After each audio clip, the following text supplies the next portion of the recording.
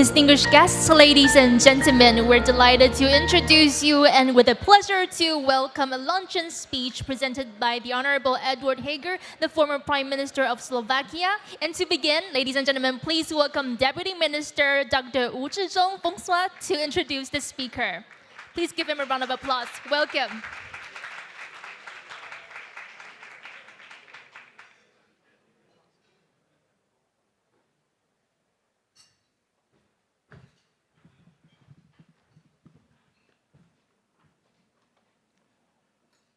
Ladies and gentlemen, good afternoon. I'm the new Deputy Minister of Foreign Affairs, François Wu. I just came back from Paris 4 days ago, so I'm still here to find my way. But in coming back to Taipei, I'm really very honored to join this very important event and find so many people here trying to fight for democracy, for peace, and for security of the Indo-Pacific region. And I think it's really very crucial for our future. So I'm just saying I'm just coming back from Europe. So it is a great honor for me to introduce you to an outstanding European political leader, the Honorable Edward Hager. Mr. Hager has held many senior positions in the administration of the Slovak Republic, including finance minister and the prime minister. Throughout Mr. Hager's extraordinary political career, he has spearheaded reform and policy that have benefited all sectors of Slovak society. His public service has been marked by an unwavering commitment to the principle of democracy, transparency, and social justice. From 2021 to 2023, then Prime Minister Hager guided Slovakia through major international and domestic crises. He skillfully led the country out of the COVID-19 pandemic, protecting the health and the safety of the Slovak people, while keeping the economic very strong. Mr. Hager was also a pillar of strength following Russia's invasion of Ukraine in 2020. In his previous role as a Minister of Finance, Mr. Hager implemented reform to improve government fiscal responsibility and promote transparency. His background in economics proved invaluable as he navigated fiscal turbulence and the Lunch initiative that transformed the Slovak economy. Mr. Hager's proven record is underpinned by his devotion to the value of democracy and the rule of law.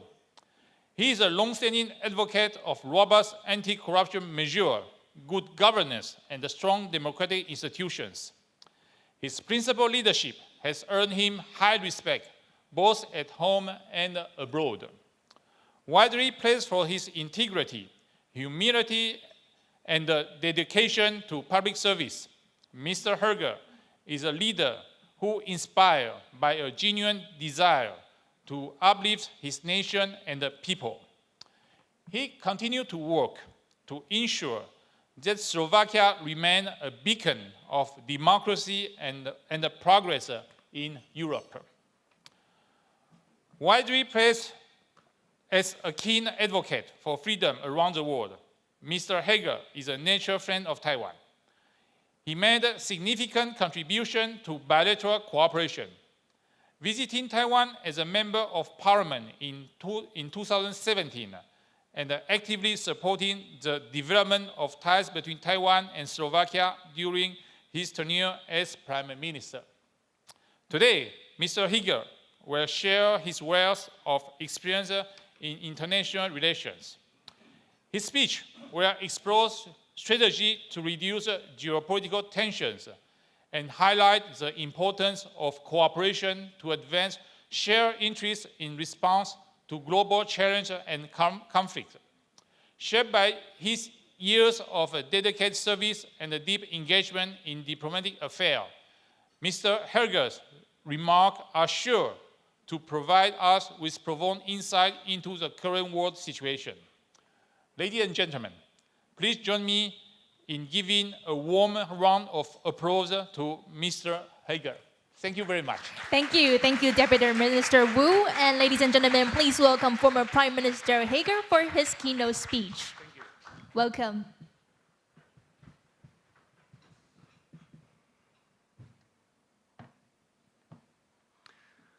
Dear Deputy Minister, thank you very much for such a wonderful introduction. Dear ladies and gentlemen, dear Honorable Chairman, dear Honorable President of Prospect Foundation, dear Honorables, dear friends. It is really a great honor for me to be here today and share with you the thoughts and the experience that we gained over the last couple of years in Europe. I think it's very important to share these thoughts, but I will elaborate that in a couple of moments. But before that, let me just express a warm, great gratitude to Taiwan for its friendship. Slovakia is a country in the heart of Europe, as we say. It's a neighbor to Ukraine, and it's considered the largest car producer per capita in the world. So I'm very pleased and glad that we have a great cooperation between Taiwan and Slovakia. And during my government, we accelerated this cooperation. We signed up to almost 30 MOUs between different organizations, institutions, our universities, etc. And I'm very glad and happy to hear that Taiwan is expanding its cooperation in the Central and Eastern Europe, especially in the area of semiconductors. For automotive industry, this is a very important news, and it will help us to grow and secure our car industry, which is a backbone of Slovak's economy. I also very much want to appreciate the way you do it, because it shows your mentality. You basically sharing your assets with the countries of Central and Eastern Europe, and it shows your mentality that you're building the common interest, that you don't look at your own profit, but you look at the resilience and building a strong and resilient economic community, which is really leading by example. And thank you for doing that. I also want to share that Taiwan is the second largest investor from Asia in Slovakia, with investment over 450 million euros and providing jobs of more than 4,000, which is really an important number. The major investors are companies like Foxconn, Delta, AOU, or BizLink. And I'm also glad, as I said, that we have cooperation on the level of academia and also other institutions, which is really showing the depth of our relationship and cooperation. And very last, we are very happy to see that students from our country come to learn from you as well. And the last thing that I would like to express is the help of Taiwan during the war in Ukraine. You were the ones who provided really significant help, also through the mechanism that my government established for the help of the mothers and children who were fleeing from the battlefield from Ukraine to Slovakia, and you helped us to provide enough funds to really make them feel in Slovakia like at home. So thank you very much for your really great example of showing your ambition to be there for people in need. Thank you very much. Now let me go to share a couple stories, if you don't mind, that will be provided to you as lessons that you can learn from, especially for this region. And I will start with our case of Slovakia, who is a neighbor to Ukraine, and speak about the dependency on Russian oil and gas. The reason why I'm mentioning this because it played a significant role in the whole aggression and the war of Russian army into Ukraine. Well, Slovakia, and not only Slovakia, but also other countries, were very dependent on Russian oil and gas. Even though we in Slovakia, even in 2006, in government manifesto, said that we want to diversify, somehow nobody was really taking care for that. Somehow we felt like the Russian oil and gas is good, so let's just rely on that. But we were not watching that we are a different regime, we are a democratic country. Values are important for us, and I would say that we basically traded our values for cheap gas and oil. And, but what happened is that we paid a very high price for this negligence. In 2021, that was when I was Prime Minister, we started to see that Russia lowered the flow of gas into Europe. You need to understand that in order to provide enough gas for heating and production during the winter, you must fill the storage in Europe during the summer. Because you don't have, the infrastructure wasn't built to provide all the gas during the winter for all the needs of Europe. So that's why the storages were filled during the summer, and plus the full flow of gas during the winter made up for the consumption of Europe during the winter. Well, first we didn't pay enough attention, but then we noticed that the storages are not being filled to the level as where they're supposed to. Then the fall of 2021 came, and we received the intel from United States about potential aggression and war of Russian troops into Ukraine. And then we saw how many thousands, 10,000s, up to 100,000 soldiers were surrounding Ukraine and their border. But it was kind of too late, because it was already winter, and we knew that this might be a great risk. And then 24th of February 2022 came, and the war started. And we all realized that this is going to be a big problem, and from the energy perspective and the economic perspective, the prices of the gas, because there wasn't enough gas and there was a risk that we will not have enough gas, the prices of the gas started to skyrocket. Average price before the crisis was 20 euros per megawatt hour. And during the crisis, it peaked at 350 euros. You can imagine the difference. And the burden on the economies. In Europe, you have to understand that there is several energy mix amongst the countries, but we are one market. We are also one energy market. And the price of a gas is very much linked with the price of electricity. So as the price of the gas was going high, the same was happening to the electricity. And electricity rose from average 50, 60 euros per megawatt up to, in the very peak, 1,000 euros per megawatt. You can imagine what kind of burden this is for the economy. That's why many of the countries had to step in and subsidize and help the companies to share the cost of the gas and the electricity. And this was all driven by Russia, because all this money were used for the arms that were aimed against Ukraine. It was a very sad picture, but we couldn't avoid receiving the gas and oil from Russia because we were so dependent. Of course, the whole process of diversification started very quickly, but you cannot do it within months, you cannot do it even within years. It's going to take till 2026, and some countries already were able to diversify, some are on the process. And you have to understand that the whole infrastructure was built that we received the gas from the east toward the western countries. Slovakia was a main transit country, because most of the gas coming to Germany, Czech Republic, Austria, also Italy, was coming through Slovakia. Now everything changed. Now we started to focus to receive the LNG from the ports and from the countries. So we realized that where we were the country that provided, now we will be the last country to receive.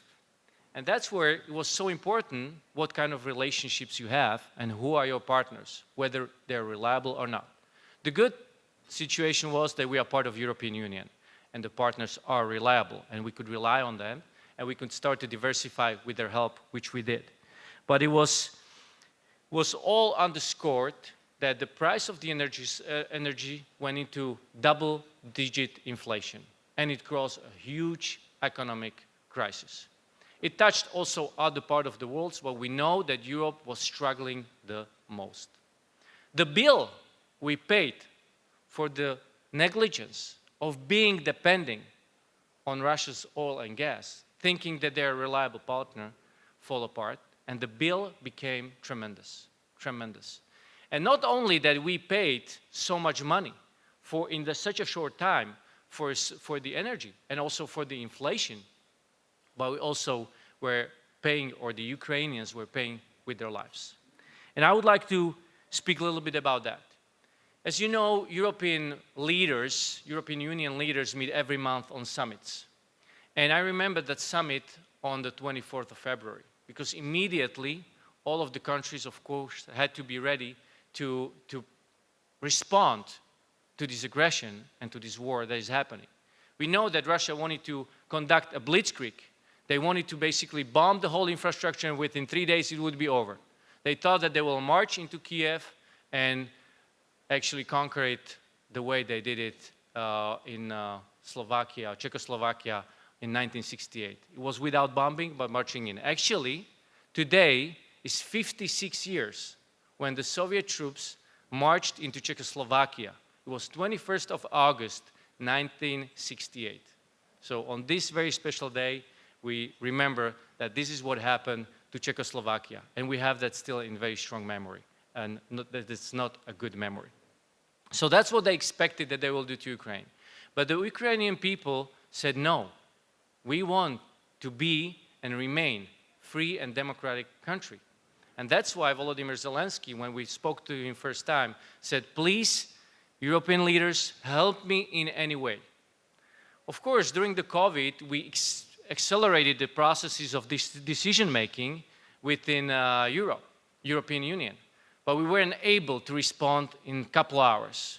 And it was a very sad picture to see him as he was leaving the video conference with not getting any response from us, any clear message, any decision, pretty much. And I remember how he was leaving the meeting, closing the lid of the notebook, of the laptop, and saying, well, I don't know if I ever see you, but thank you for your cooperation and all the best.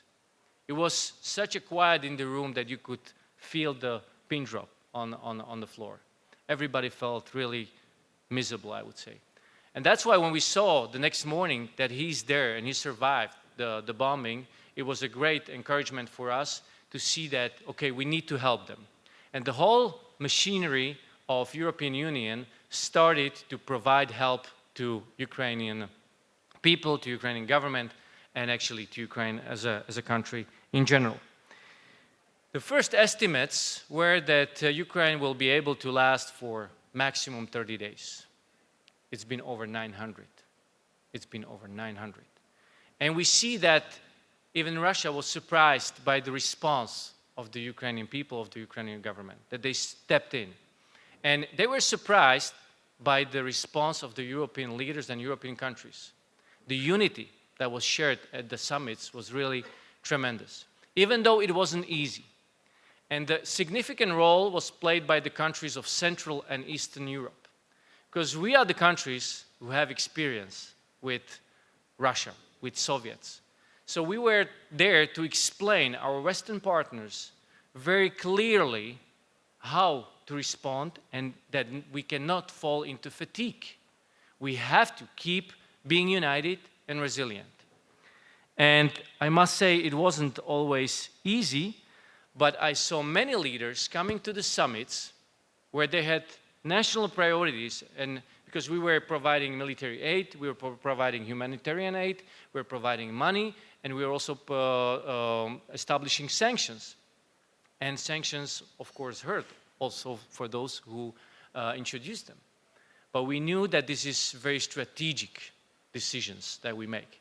And I saw many leaders who would come with their priorities and they would say like, this is the 10 priorities. I cannot leave without meeting these 10 priorities. And we would be closed in the room till like 3 in the morning and debating and debating. And I would see how they say, for the sake of unity, I give up these many priorities because I want to have consensus. We need to move on. We need to stay united. And this was also a very surprising new element in the European policy and that Russia didn't expect. So Russia realized they have to start to undermine the unity within EU. But besides that, I would like to show one more example.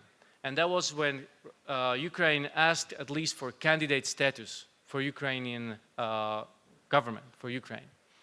And we were like, okay, of course the Central and European countries said, of course this is very important, it's needed, let's work on it.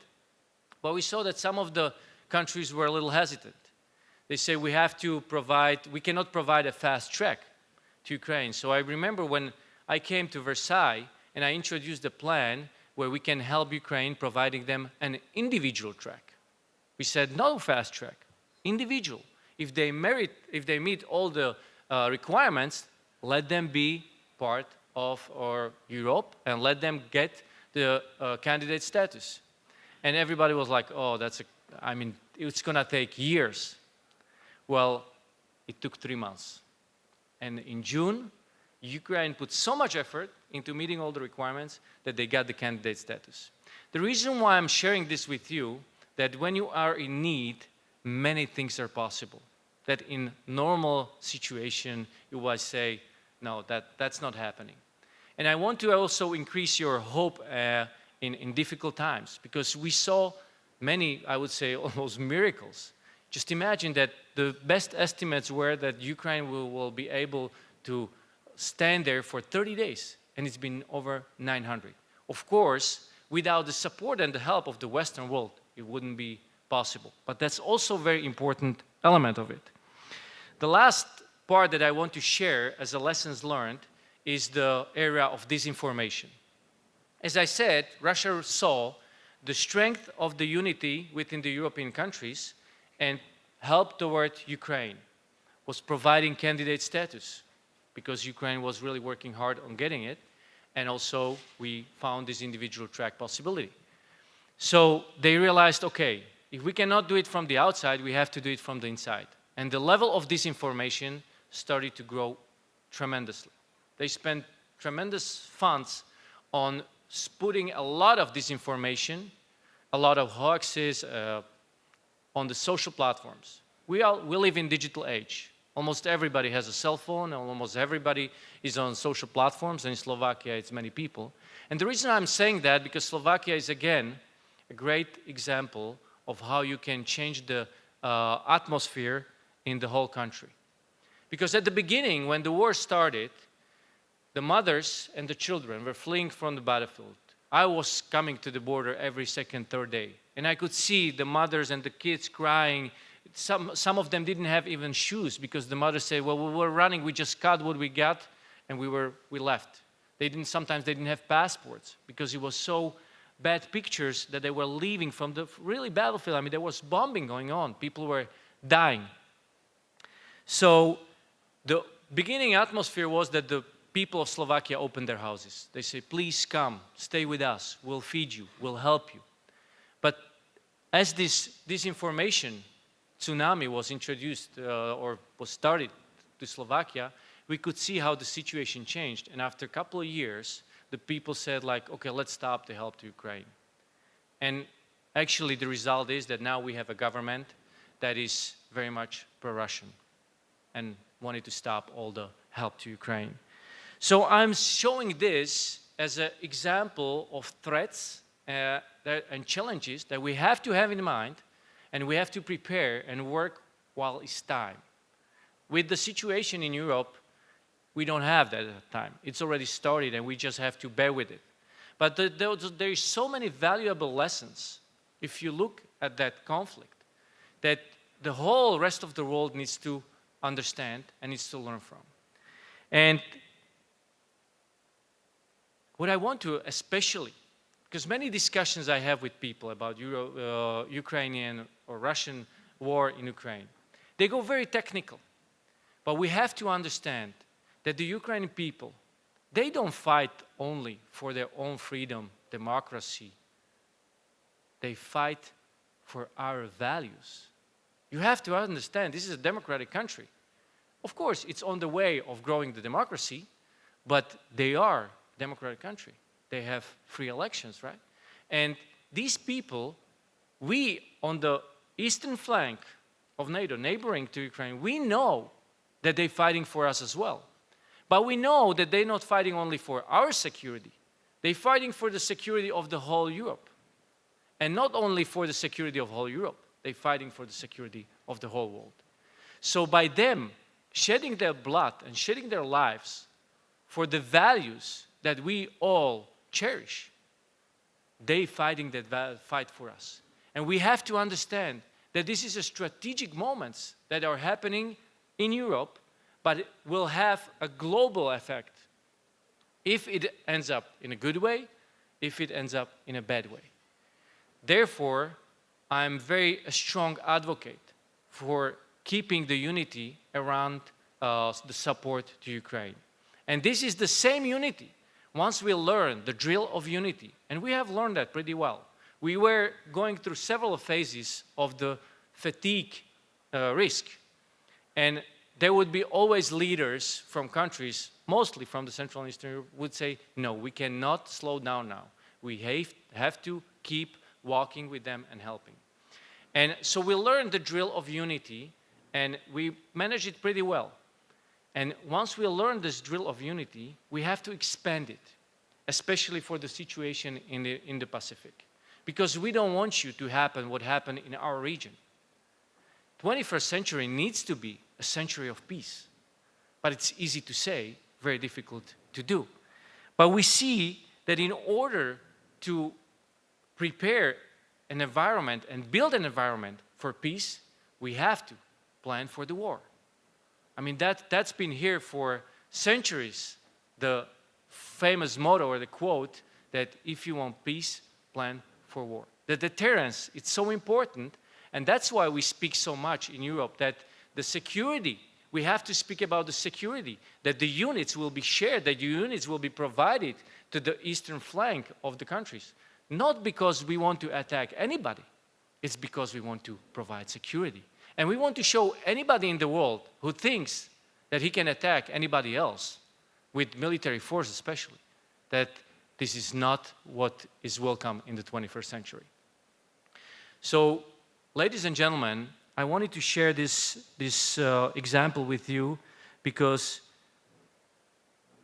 as I said, please don't consider what's happening in Europe that it's a European thing, because it is not. And if you underestimate it, then later on you will pay a much higher price. And it was mentioned today on the panel, this is our experience, our negligence being dependent too long on the Russian oil and gas made us pay for all those years in a very short time. And it's always painful where you have to pay a lot in a short time. The economies, the companies were really in a deep struggle. The debt of the countries in EU grew tremendously because they need to step in and subsidize, and we are still trying to phase out. It was after COVID, another crisis that was very costly and demanding. But the good is that we built a strong unity, and we need to pass this unity forward. We need to, Europe needs to, and that's what we've been sharing in the European field, Europe needs to become a global player. We need stronger Europe. We need Europe that will be there for the other regions of the world. We need strong allyship between Europe and also United States, but also Japan and other regions around the world. And to be here, there for you also in Taiwan. Because if we show that we have this unity and we have this courage and we have this strength and that we want to protect our values, then the world can see that we are serious and that we can succeed. And that's a very strong message that is coming out right now from Europe. But I see of course, as a politician, I understand that the elections are always difficult. But somehow I think the world is seeking the leaders who think strategic and who are courageous enough to share that with their people and to speak honestly the strategy. Today we live in a world that we have totally different challenges. It's not fighting wars against each other. We have challenges as climate change. We have challenges as poverty. We have challenges as cybersecurity. We have challenges as health crisis. And in order to cope with these global challenges, we have to work together. We have to introduce a totally different approach to the future. And the approach to the future is in cooperation. And that's what I said at the beginning, that you, people of Taiwan, are the role model of that. So this is what we can learn from you and really work on this level. And I'm also glad that I hear it in the panels, and I want to encourage you. Please remain courageous. Please remain following our values, and let's learn from the lesson that we going through in Europe, and please don't underestimate it. Because I wish that we will reach the point that there will be peace in Europe. We all want peace, but peace must be just. And I wish that other regions will remain peaceful. And definitely this region must be peaceful, fair, and just. And the values of democracy are the best environment for it. Thank you very much for your attention.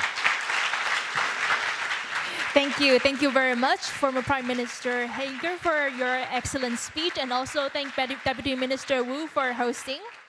I would like to especially thank former Prime Minister Hager for such a touching speech, and I'd like to here once again invite Honorable Mr. Hager to the stage for a Q&A session. And if the audience have any questions or comments at all, please raise your hand and we will hand a microphone over to you. Thank you. Yes, we have a question in the front, please.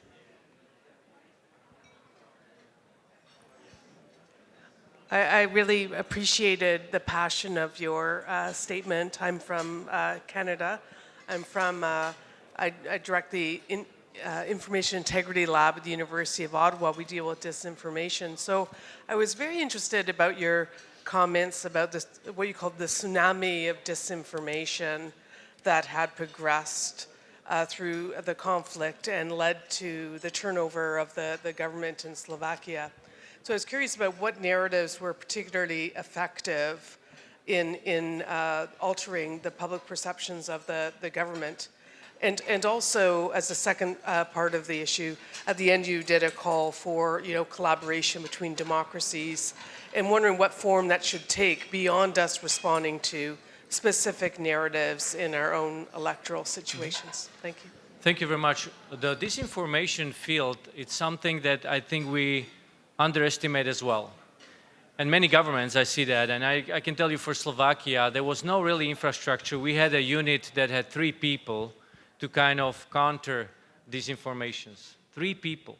We know that there is hundreds, thousands of people employed by different organizations that operate in Slovakia. I have to tell you one example. During my term as a Prime Minister, our military intelligence was able to catch a Russian agent bribing a person from media. We actually have a video and voice how he was saying, here you have 500, and if you're nice and you write articles, you're going to get more and more. So we had a proof, and this is how they operating in Slovakia, and I'm sure that they're operating in other countries, and that's just one of the examples. So we have to start to understand that we live in digital age. We cannot stop it. People are on the social platforms. And what the manipulators do, they try to get their crowd isolated, just listen to them. We see a trend in Slovakia, and you have to answer yourself what's in your country, that less and less people follows the mainstream media. Mainstream media are guaranteed that you get the truth when you listen to it. Well, on disinformation channels, you get disinformation. There is nobody to argue with you. So we see that there is many people, and the number is growing, who watch only the disinformation channels. And it's very difficult to get to these people and actually give them the truth. You know, we know the term that if you want a lie to become a truth, it must be 100 times repeated. Well, what do you think? How many times needs to be repeated the truth? Many of us think once, because truth is truth. These days, no.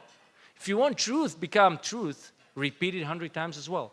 But how do we get to these people? That's very difficult, because I said they are on their channels. And that's a challenge that we, together, again, as a field, governments need to cooperate, experts need to cooperate and find tools how we can appear to the screens of the people who watch only disinformation. And we have to understand how the disinformation is made.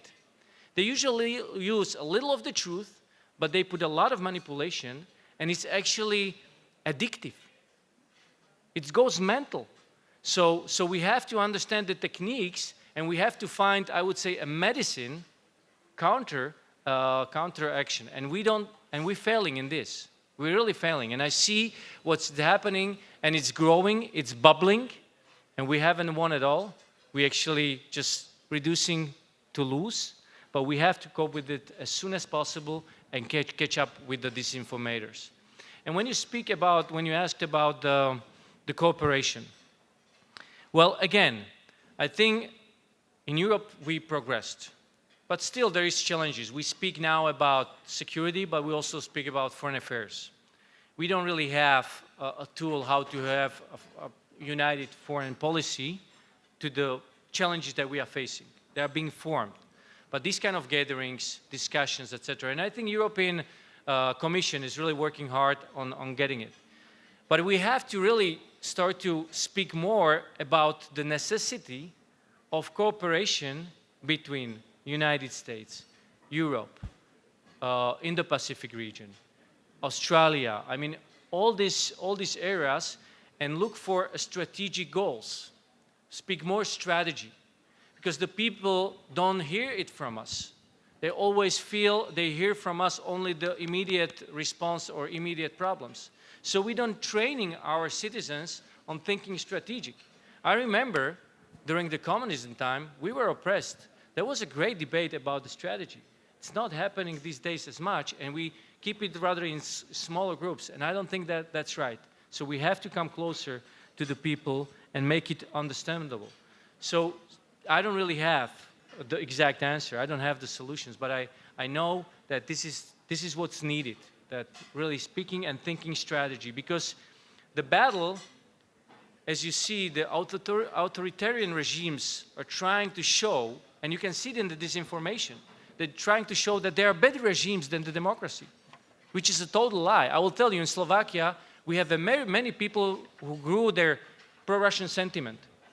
And if you ask them, when was the last time you went for vacation to Russia? Well, I wasn't. How many products do you buy that are Russian-made? Well, zero. Where do your kids or your friends go for work? Do they go to Russia or Western Europe? Well, Western Europe. So why are you so keen toward Russia? So this is what we need to understand, and we really have to tackle this disinformation very strongly and be very honest. I think what we were doing, that we were kind of neglecting. We felt like, okay, it's being shared, but we don't have to counter I, as a prime minister, wasn't countering it enough. And now I see that was a mistake. I was supposed to, as a leader of the country, to speak about the misinformation that are shared in the country and address them and explain them, because you have a lot of media attention. And then you give also arguments to the people. Thank you. And we have another question from Dr. Dean, please.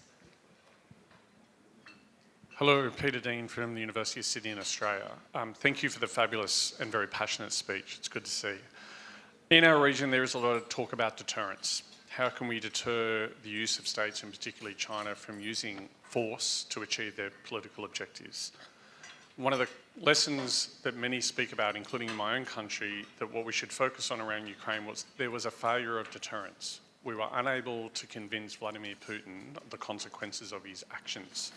And casting back 900 days or so now, one of the things I recall was the debates, even in the days and hours leading up to the Russian invasion of Ukraine, about whether Russia would invade or not.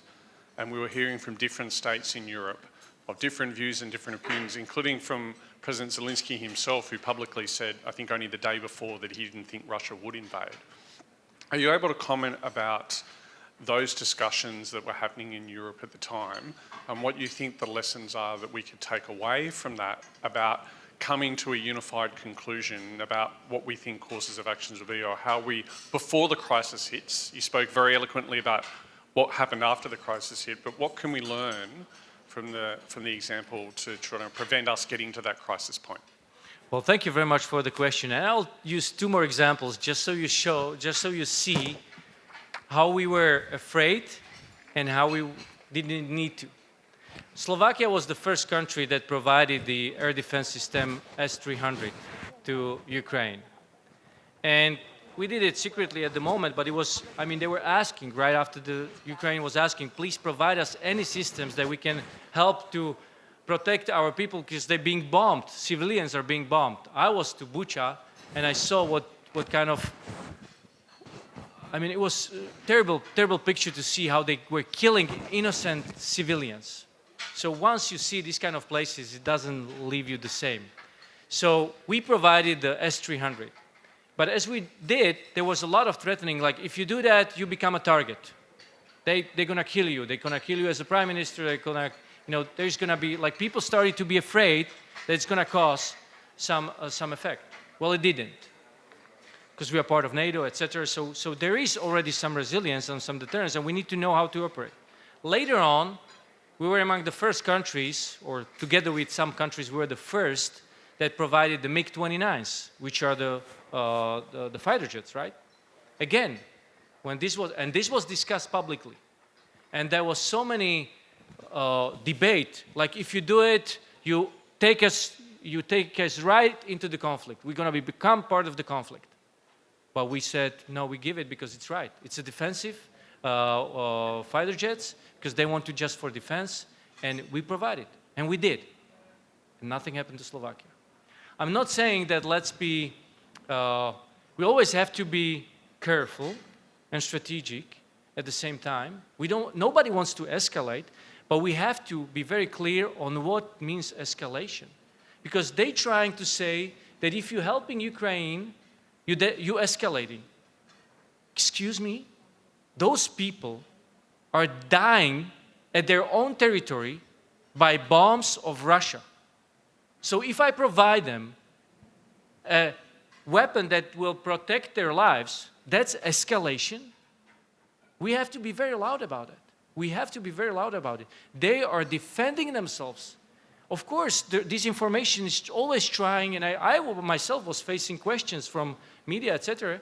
Like, but aren't you escalating? No. We have to refuse the concept of escalation when we're providing the help. And Ukraine doesn't want to attack, they don't want to attack Russia. They're just defending. They're trying to get the peace that everybody speaks about. So that's the importance of understanding the deterrence. We have to always, and that's why I said we have to look at the strategy.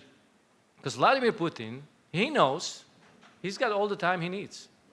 He's patient. He's waiting for us to give up. He knows that if we have to give up, or he has to give up, we will be probably the first. And several waves. He doesn't, like, if I would make it simpler, what can he lose?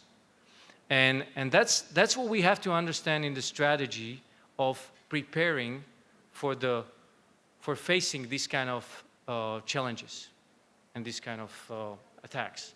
So we have to change the concept, or not change, we have to elaborate and incorporate the new challenges that we're facing and see the strategy.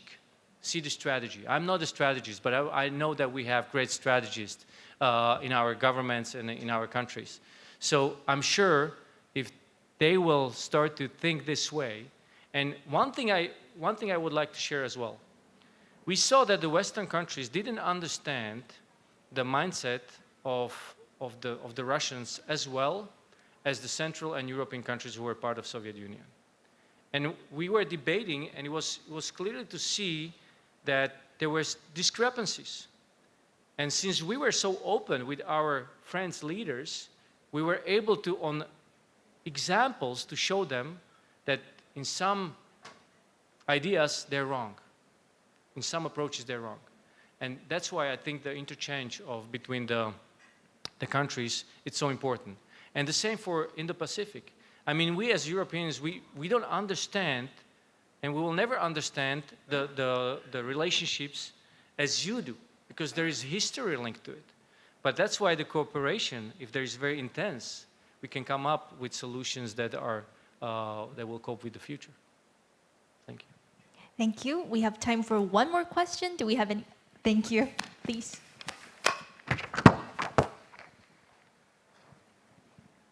Thank you very much. I'm retired admiral from Japan. I just visited your country in December last year. Well, I entered your country from Hungary to Slovakia, a beautiful capital, Bratislava. I enjoyed staying. And I felt at that time the difference of air between two capitals, Budapest and not the pollution, but air, political air. And I am very impressed your country take a role as a corridor to the humanitarian supply or the weapon supply to the Ukraine, as well as same as the Poland, quite different from Hungary. Now, at that time, I felt whether Japan can act as your country or the Hungary in case of Taiwan contingency. That is a big question for us. I suppose there should be big discussion when Ukraine war happened inside your country, whether or not Slovakia take a role as a country, dangerous role, possible to be attacked by Russia, or to stop the gas earlier than the other country. My question is, how do you overcome such difficulties to support Ukraine? Well, for us, again, history is important. And you have to understand, in 1944, there was Second World War, Slovakia was under suppression of Nazis. There was a Slovak uprising. Part of the remainings of the military, of the Slovak military and partisans and people of Slovakia stood against the regime. And they called up to their allies, to our allies back then, and said, please help us, send us some weapons and help us. So we have an experience where we were asking for help and we received it. So for us, it was very easy and natural to help Ukraine because they are in the same situation like we were in 1944. And it's all about the values. Again, it's all about the values. And we see that whenever we traded the values, we always lost and we paid a high price for it. The gas and energy and oil was the example of it. So we have proofs in the history that stay strong in your values, never leave your values, and that's a great test of decisions. So that's why we decided, yes, Slovakia is going to be a hub. It's going to be a pathway to help Ukraine, and we build it, and even the new government that is pro-Russian didn't dare to really stop it, because we are part of European Union, we are part of Eurozone, we are part of Schengen, so there are strong ties. Our economic ties are with the country of European Union. That's where we have the strongest. And I said from Asia, Kia Motors is the biggest investor, and Taiwanese companies are the second from Asia. So you see the ties, and you have to go by that. So I can only encourage you to stay with your values and prepare. Now is the time of prevention. Here, please don't do the same mistakes we did in Europe. You have still time. And that's the call also to the European leaders. And you see that the European leaders are responding. There was Italian warship is in Japan. Then we saw a Dutch ship passing through the strait, right? Germans, etc. So this is the way we need to act. We need to act that we know what we want to keep, and that's democracy and the freedom and the human dignity. We need to stick to that. And at the same time show courage and not show weakness. Because weakness, those people who wanted to, Vladimir Putin, when he sees weakness, he goes, he marches. That's a green light for him. And People from Central and Eastern Europe say all the same. We know that. We were the ones who were saying that at the European Council meetings. If you show weakness to Vladimir Putin, it's an invite for him to walk in. So that's the lessons learned that we have, and I can only encourage you to be bold, but smart and cooperate. Cooperation. I saw that the unity, and that's maybe the last call that I will repeat. We need to really build a unity for the future, and even tighter unity. But not only unity on the paper or like meetings, but as we said, like unity that we provided together arms. We created European peaceful peace, like the foundation, that all the countries put money together and is funded the help to Ukraine. So actually actions, and this needs to be extended with other countries and also for this region, where we say, okay, these countries recognize that this is important to be united. For any case, we stand here. And I remember when I think it was when the war started, or it was before, I think it was already after the started. We had very intensive calls with the United States, and they confirmed to us that they will be there for us, that they will, if something happens, we all united. And that's a strong message to the world, to show the leadership of unity among the leaders. And I know for me it's now a little easier to say, but still, this is the lessons learned that we have to have in mind. Thank you. Thank you, ladies and gentlemen. Please give a big round of applause to thank former Prime Minister Hager for his passionate speech and for sharing his wonderful insights with us.